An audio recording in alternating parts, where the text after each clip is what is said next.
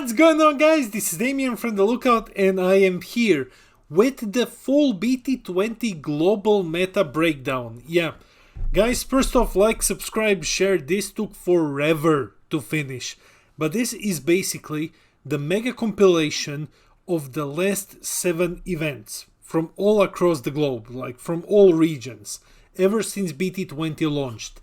So if you want an objective image of what people are playing at events, which colors are the best performing ones and stuff like that, this is the video for you. But before we begin this video, huge shout out to Ryan K, our $2 patron who buys us coffee. Ryan, thank you so much. If you wish to support us this way, link to our Patreon is in the description below. And guys, don't forget to like, subscribe, share everything. We are on our way to 3,000 subs. If we can get there by the end of the spoiler season, that's gonna be insane. Now, let's dive into this. Roll the video! As with all of our videos, let's start with the breakdown, or in this case, general info. So this is the entire BT20 metadata. 7 events across multiple regions. 346 decks registered. We went through all of them, every single one. The time period is from Asia, the 30th of March, until France, the 16th of April. So the only thing that we don't have is we don't have the full data set for the first Latin America event, the one that we didn't stream, and the NA event. We only have top 16 for those. So yeah, that's gonna, skew the data a bit, but in the bigger picture, it won't matter. Trust me. Now, let's start by looking at the global leader diversity. So, global leader diversity chart. What we can see here is basically all leaders regardless of their standing at the event. Yeah, all 346 decks. I went painstakingly through each of them, counting them to create this chart. Guys, like and subscribe. Anyway, what we can see here is, yeah, we're not counting leaders with less than 5 decks across all 7 events because it would be impossible to fit them in a pie chart. But looking at all of them from like 5 decks onwards, Gogeta and Sin, basically. Sin was the most represented leader across all regions in the world across 7 different regional events. Sin Shenron, followed by Gogeta and Gamma. I mean, guys, this is basically BT18 at this point. This is basically BT18 again. We have 27 Androids 21, 23 Trunks Jetas, 21 Frieza, and 19 Majin Vegetas. You can see like yellow is pretty well positioned at the moment. Then we had 19 Supreme Kais, 13 Cumbers, the only 2 black... Oh no, there's also Hatch. But yeah, those 3 are the only black leaders which had more than 5 decks. Then we have 8 Apekus and 8 Soul Strikers. Soul Striker trying very hard to replace Crimson. Then we have only 7 copies of Green Cooler, the most represented green deck across 7 events. Yeah, it's that embarrassingly bad. And then we have 6 copies of Pan, Hatch, and Set 2 Vegito, and finally 5 copies of Starter Android 21 and Skillless Gohan. Now that you have all the leaders, let's go into the top 16, followed by top 8. Now we are looking at top 16 globally. We are only looking at the leaders which had made it to the top 16 across 7 events, and we aren't counting any leaders which had less than 2 decks across all 7 events. We aren't counting like single decks because, this is those are basically outliers. When one single copy of a leader makes it to the top 16 somewhere, that doesn't prove anything. That's just an outlier.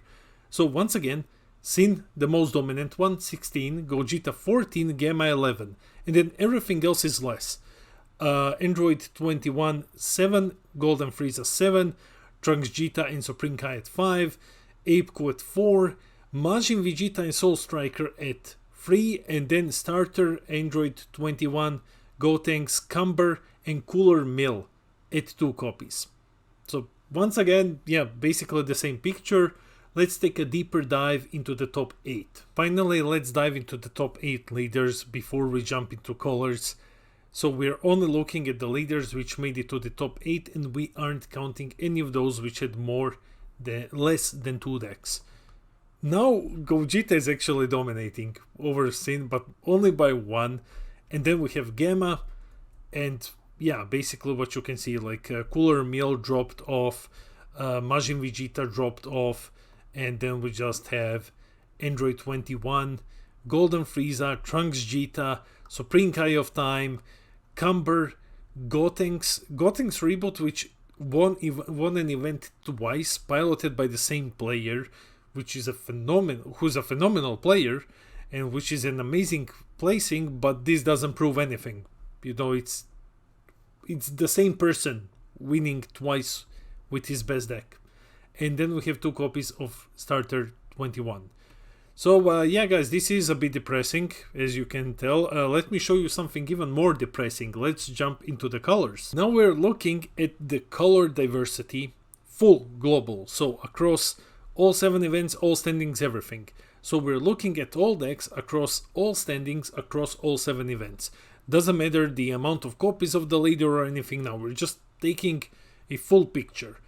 You can see that red, blue and yellow are pretty close, while green is tragic as usual. If you look at all standings, red is dominating at 31%, 106 decks, closely followed by blue, only 7 decks less at 94, and then we have yellow at 83, black at 39, and green at tragic 24, aka 7%. Now this is the global picture. You know, this gives you an insight of which colors players are gravitating towards across all tournament standings. But let's focus on top 16 and top 8. Looking at top 16, well, red is dominating even more at the moment.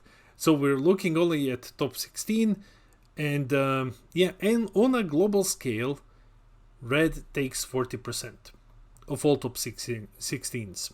40% of the decks are red, 26 blue, 21 yellow.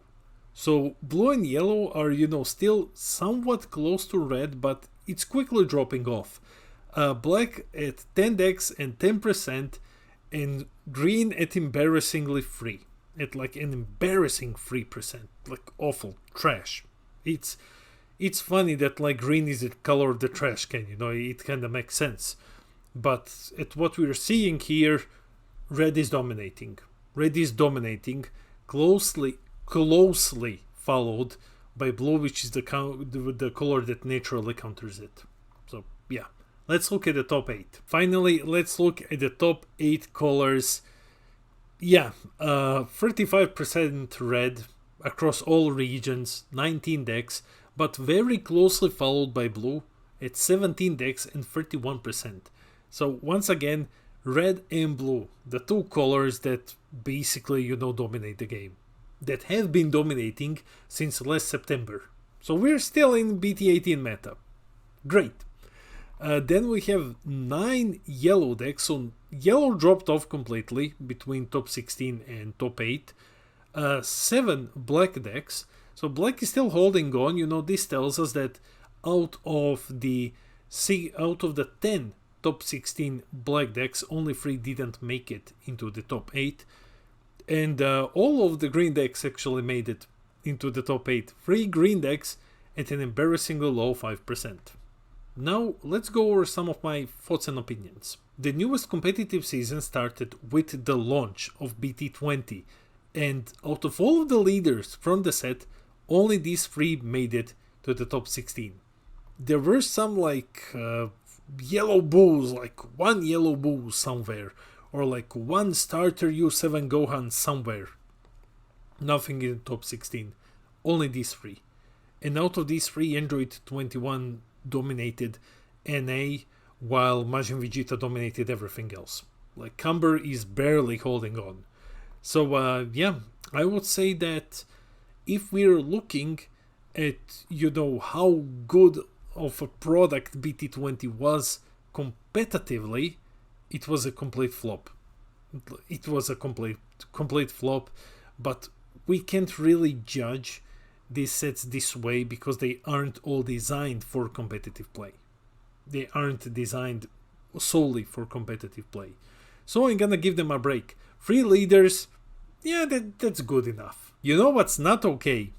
You know what's not okay? This god-awful horror show that has been plaguing us since September of last year. And I can tell you exactly that this was since September because Zenkai Showdown 1 was the first big event where BT18 was legal. Gamma, Sin, and Gogeta for over half a year now. Gamma, Sin, and Gogeta for over half a year now. Dominating, still dominating 2 sets later. These are like the most played decks across like all top 16s, across all events, the most played decks. But apparently there's nothing wrong with them. Everything is fine. All of you just need to get good, I guess. So yeah, Bandai, please do something. Come on, like, what more proof do you need at this point? Before we end the video, let's quickly jump into the summary. On a global scale, red dominates across all standings, followed by blue, because blue counters red, and everything else is struggling.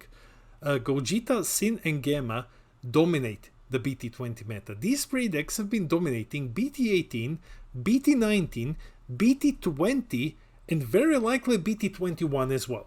I mean, we've only seen 2 BT21 decks, but guys, do you honestly believe that if these decks aren't touched, that there's anything coming that can actually dethrone them?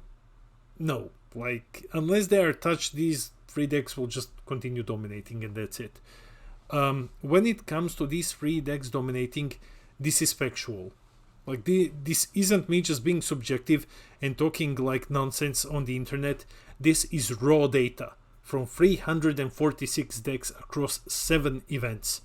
These 3 are dominating the BT20 meta. So if anyone tells you like, no, they're not, just show them this video. BT19 had flopped. BT19 had flopped completely.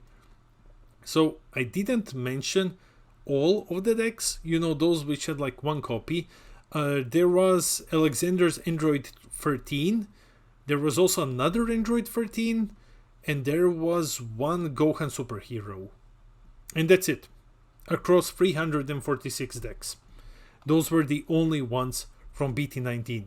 BT19 flopped entirely. If anyone wants to see this data, I'll gladly share it with you. BT20 gave only 3 meta leaders. I mean, like, okay. Realm of the Gods also gave like only 3 meta leaders, and it was one of the best sets ever made. And then Ultimate Squad, I think the same or something. So this is fine, but BT19 flopping is just sad. Globally, across all standings, we can see that players gravitate towards red, blue, and yellow. This is just to point out that there isn't like an argument like, oh, well, you know, players don't play these colors at competitive level, but they still play like green or black at the events and stuff. Like, no, if you look at the raw data, players gravitate towards these 3 colors. Not necessarily the same leaders, but same 3 colors. Definitely red, blue, and yellow. And finally, this wouldn't be Damien's video if I didn't talk smack about green. Green is embarrassingly bad at the moment. Green is embarrassing. Green is actual trash. Like, Bandai, you can just delete green from the game and no one would notice. It's so bad. It's so awful. And it's completely dead. It's dead. So don't expect BT21 to change anything. I mean, we're getting green cell again, and like, okay, yay. This time androids with Z-Stack. Cool. So green is dead. Go play something else.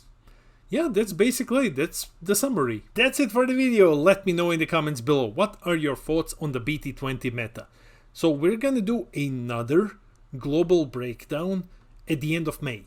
At the end of May, we're gonna do another one, because that one is gonna be closer to the release of BT21, and then we can get like the better picture of what the entirety of BT20 meta was like.